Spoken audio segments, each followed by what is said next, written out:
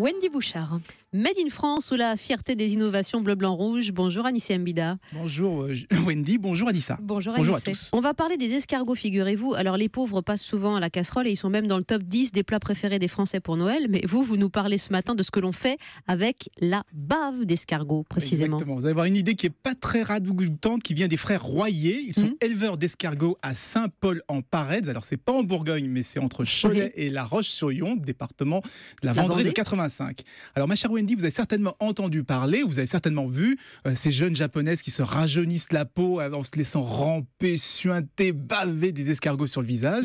Eh bien l'autre tendance beauté du moment, eh bien ce sont les crèmes à base de bave d'escargot. Ça cartonne, il y en a de plus en plus. Et pas qu'au Japon. Et non, pas qu'au Japon. Et justement les Royer, eux, voulaient surfer sur la bave, comme on dit.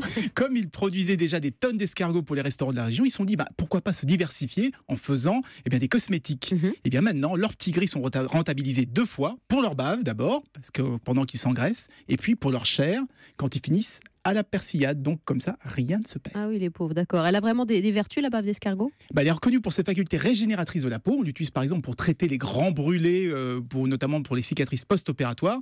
Donc on se dit qu'elle peut aussi être efficace pour les taches, les vergetures ou bien pour les rides. Et en plus, c'est totalement naturel, donc beaucoup moins dangereux que le Botox par exemple. Ils sont incroyables les escargots. J'ai appris que si la coquille se casse, ils peuvent se régénérer eux-mêmes. Justement, grâce à ces petites choses, ces petites molécules qui sont dans la bave. Ah, très bien. Alors comment on passe en Vendée quand on est chez les frères Royer du statut d'agriculteur à celui de vendeur de cosmétiques ? On fait des partenariats, on sous-traite. Les crèmes, par exemple, sont conçues dans un laboratoire du Loir-et-Cher. Et comme les Royers n'ont aucun problème d'approvisionnement, puisqu'ils ont plein de baves d'escargots sous la main, ils peuvent se permettre d'en mettre 30% dans leurs produits contre 10%, moins de 10% même, en moyenne chez les concurrents. Et ça marche plutôt bien. En 2 ans, tenez-vous bien, ils ont vendu plus de 20 000 pots de crème.